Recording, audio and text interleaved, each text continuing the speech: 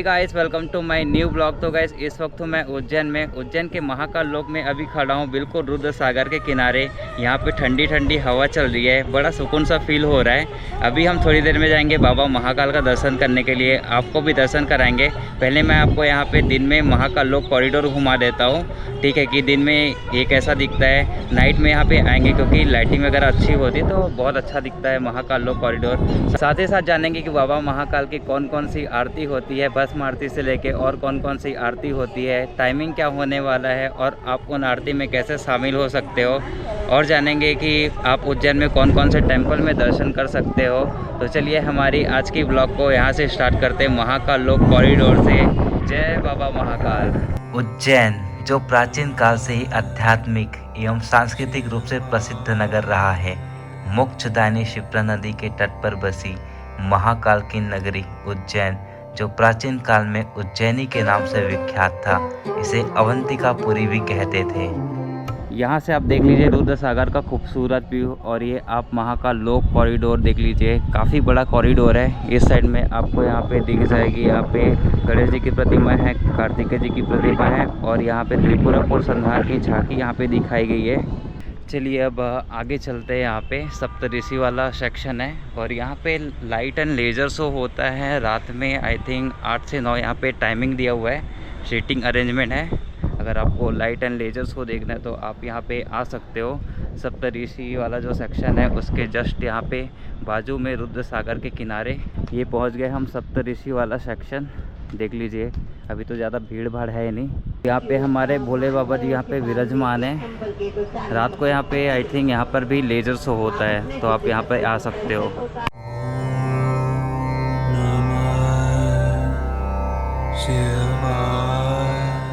ये सामने आपको स्तंभ दिख रहा होगा। टोटल यहाँ पे 108 स्तंभ है, जिसमें भगवान शिव के आनंद तांडव स्वरूप को दर्शाया है। आप ये दीवार देख लीजिए, दीवारों पर आपको बहुत सारे चित्र दिख रहे होंगे। ये चित्र जो है शिव पुराण की कथाओं पर आधारित है, जिसमें 500 से अधिक हिस्से में शिव पार्वती के विवाह से जुड़ी कथाओं का वर्णन है।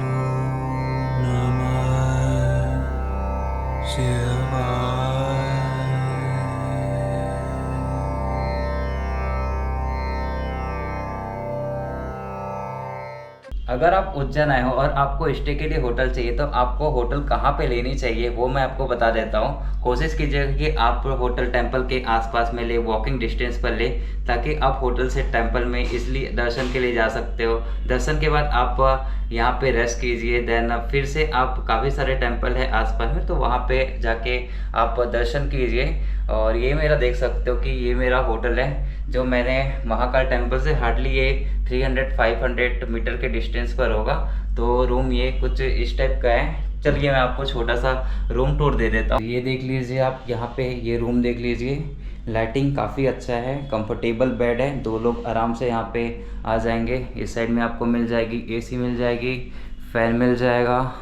देन यहाँ पे आपको सीटिंग के लिए यहाँ पे 2 चेयर मिल जाएगी, सामने मिरर दिख जाएगा, और ये आप यहाँ पे टीवी देख सकते हो, टीवी भी आप यहाँ पर देख सकते हो। अब मैं आपको यहाँ पे वॉशरूम दिखा देता हूँ। जो वॉशरूम है हमारा इस साइड है, तो वही इस टाइप का है जो वॉशरूम है, नीट एंड क्लीन। मिरर मिल जाएगी, बेसिन मिल जाएगा, और इस साइड में आपको रैक मिल जाएगी, शावर मिल जाएगा। जिस होटल में मैं स्टे किया हूँ उस होटल का नाम है होटल नेहा पैलेस, जो महाकाल चौराहा के पास में ही है। अगर आप उज्जैन आए हो तो ये होटल आपके लिए काफ़ी अच्छा ऑप्शन बन सकता है। तो चलिए मैं आपको इस रूम का प्राइस डिस्क्लोज कर देता हूँ। ये रूम मुझे कितने में पड़ा, तो ये रूम मुझे पड़ा है पर नाइट 2000 रुपीज़। अगर आप सीज़न में आते हो जैसे कि सावन हो गया, महाशिवरात्रि हो गया, तो यही रूम आपको पड़ जाएगा 3000-4000 तक में ये रूम जो है मिलता है। इस होटल में और भी काफ़ी सारे ऑप्शन हैं। अगर आप फैमिली के साथ आते हो तो आपको 3 बेड 4 बेड ये भी यहाँ पे इस होटल में ऑप्शन है, तो वो भी आप ले सकते हो। आप ये सुंदर सी जो ब्रिज देख रहे हो, ये जो है स्टार्ट हो चुकी है श्रद्धालु के आने जाने के लिए, जो रोड के इस साइड से महाकाल लोक में डायरेक्ट कनेक्ट करती है। और ये आप देख लीजिए, यहाँ से रुद्र सागर का यह खूबसूरत व्यूज़, ठंडी ठंडी हवा चल रही है। आप यहाँ पे अच्छी अच्छी फ़ोटो भी क्लिक करवा सकते हो। अभी फ़िलहाल मैं ब्रिज में था, ठंडी ठंडी यहाँ पे मस्त हवा चल रही है। तो चलिए अब मैं जाता हूँ बाबा महाकाल का दर्शन करने के लिए, आपको भी दर्शन कराते हैं।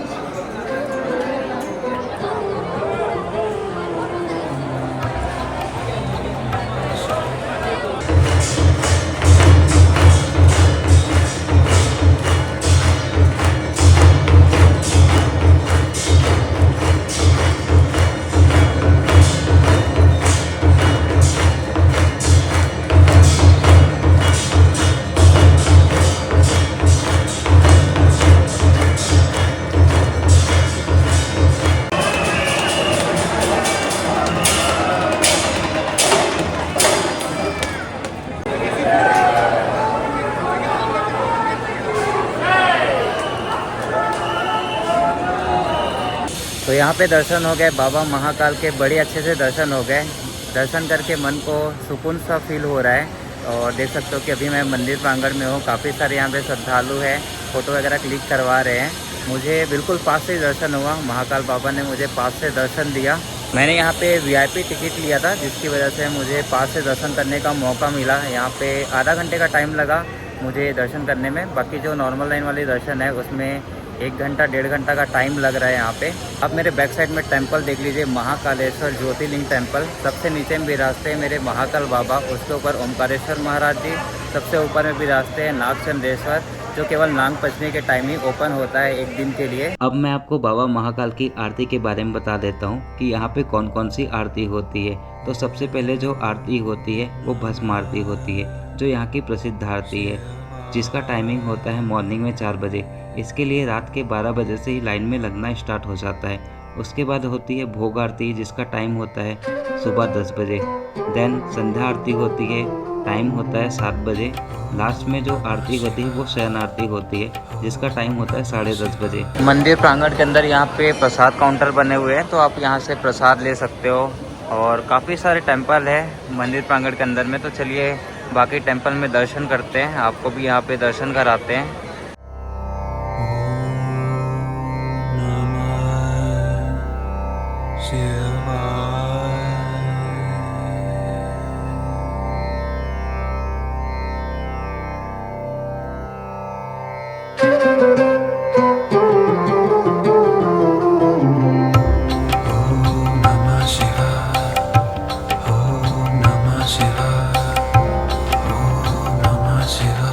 यहाँ पे दर्शन तो हो चुकी है। चलिए मैं आपको दर्शन का प्रोसीजर बता देता हूँ। यहाँ पे दर्शन के लिए 2 लाइन होती है, एक नॉर्मल लाइन, एक सिख दर्शन। सिख दर्शन में आपको 250 देने होते हैं। टिकट आप मेरे बैक साइड में देख सकते हो कि यहाँ पे टिकट काउंटर है, तो टिकट आप यहाँ से ले सकते हो और दर्शन के लिए जा सकते हो। जब भीड़ भाड़ नहीं होती तो आप नॉर्मल लाइन से ही दर्शन कर सकते हो। तो चलिए अब चलते हैं बाकी टेम्पल में दर्शन करते हैं उज्जैन के। अब यहाँ से निकलते हैं। महाकालेश्वर टेम्पल से कुछ ही दूरी पर है भारत माता का टेम्पल, जहाँ पे मैं पहुँच जाता हूँ दर्शन करने के लिए। यहाँ पे भारत माता की प्रतिमा है। जैसे ही हम सीढ़ी से नीचे आते हैं तो यहाँ पे भारत का मैप है, जिसमें दर्शाया गया है कि 12 ज्योतिर्लिंग किन किन लोकेशन पे है। और यहाँ पे राष्ट्रीय गीत होता है रात को 8 बजे। यहाँ पे इंस्ट्रक्शन भी दिया गया है, राष्ट्रीय गीत का सम्मान करें, खड़े रहे, वंदे मातरम गान करें। तो ये इंस्ट्रक्शन यहाँ पे दिया गया है। तो अभी हम लोग पहुँच गए हैं काल भैरव टेम्पल, जो महाकाल टेम्पल से लगभग 4-5 किलोमीटर के डिस्टेंस पर है। दोपहर का टाइम है, काफ़ी ज़्यादा भीड़ है आज टेम्पल में। लगभग दर्शन के लिए 2 घंटे यहाँ पे लग रहे हैं। तो अभी जाएंगे दर्शन के लिए।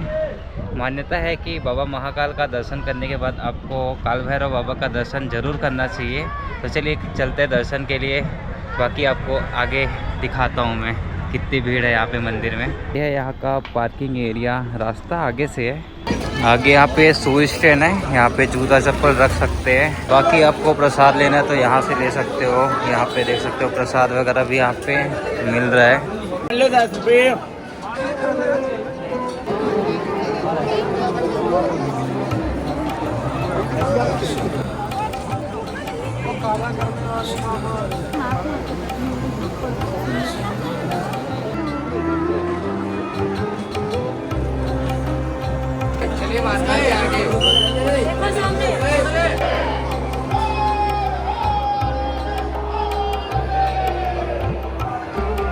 यहाँ पे काल भैरव बाबा के दर्शन हो गए। एग्जैक्ट 2 घंटे लगे यहाँ पे मेरे को दर्शन करने के लिए। 3 बजे लाइन में लगा था, अभी 5 बज चुके हैं। अगर आप जल्दी दर्शन करना चाहते हो तो आप मॉर्निंग में आ जाइए 7-8 बजे, तो आपको लाइन में लगने की ज़रूरत नहीं होगी। उस टाइम जल्दी दर्शन हो जाते हैं। अगर आप 12 बजे के बाद आते हो तो आपको 2-3 घंटे लग सकते हैं दर्शन करने के लिए। तो ट्राई कीजिएगा कि आप मॉर्निंग में आके यहाँ पे दर्शन करें। यहाँ पर भी 2 सिस्टम है यहाँ पे दर्शन के, एक VIP वाली हो गई, एक नॉर्मल दर्शन। VIP में जो चार्ज लगता है वो 500 यहाँ पे लगता है दर्शन के, जिसमें कम टाइम लगता है, आधा घंटा अप्रॉक्स। काल भैरव बाबा के दर्शन करने के बाद मैं पहुंच गया था गढ़ कालिका टेम्पल। वहां पे माता रानी जी का दर्शन किया। अभी मैं पहुंच गया संदीपनी आश्रम। आप मेरे बैक साइड में यहाँ पे देख सकते हो गोमती कुंड। संदीपनी आश्रम वो जगह है जहाँ पे भगवान श्री कृष्ण और उनके भाई बलराम और उनके परम मित्र सुदामा जी ने महर्षि संदीपनी से यहाँ पे शिक्षा की प्राप्ति की थी। और यहाँ पे गैलरी भी है, यहाँ पे 64 गैलरी है जो भगवान श्री कृष्ण के द्वारा सीखी हुई 64 कलाओं का यहाँ पे गैलरी बना हुआ है, जिसको आप यहाँ पे देख सकते हो। यहाँ पे इस टाइप का गैलरी बना हुआ है जिसमें भगवान श्री कृष्ण द्वारा सीखी हुई 64 कलाओं को दिखाया गया है इस गैलरी में। आप देख लीजिए, आगे चलते हैं। पूरा यहाँ पे गोल सा इस टाइप का बना हुआ है। आप यहाँ पे गैलरी यहाँ पे एक्सप्लोर कर सकते हो। उसके बाद आप टेंपल में दर्शन करने के लिए जा सकते हो। टेंपल है यहाँ पे।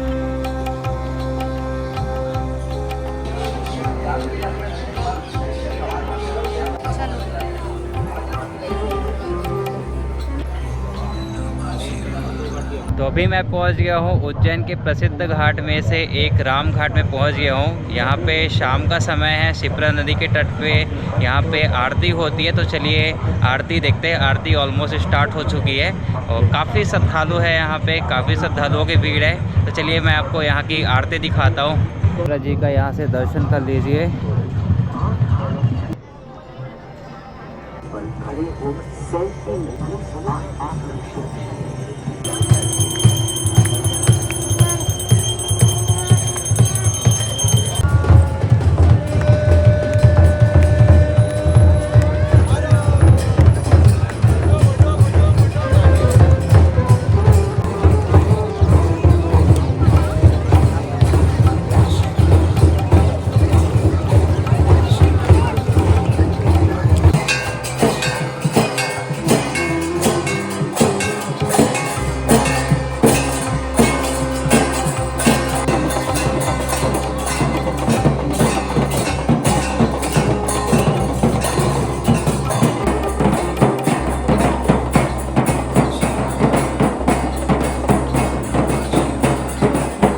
रामघाट में आरती देखने के बाद मैं पहुंच जाता हूं हरसिद्धि माता टेम्पल, जो 51 शक्तिपीठ में से एक है। यहां पे 2 द्वीप स्तंभ हैं जिसको हर शाम को प्रज्वलित किया जाता है। यहां पे हजारों श्रद्धालु आते हैं माता रानी जी का दर्शन करने के लिए। द्वीप प्रज्वलित के बाद यहां पे माता जी की भव्य आरती होती है, तो आप यहां पे आरती में भी शामिल हो सकते हो।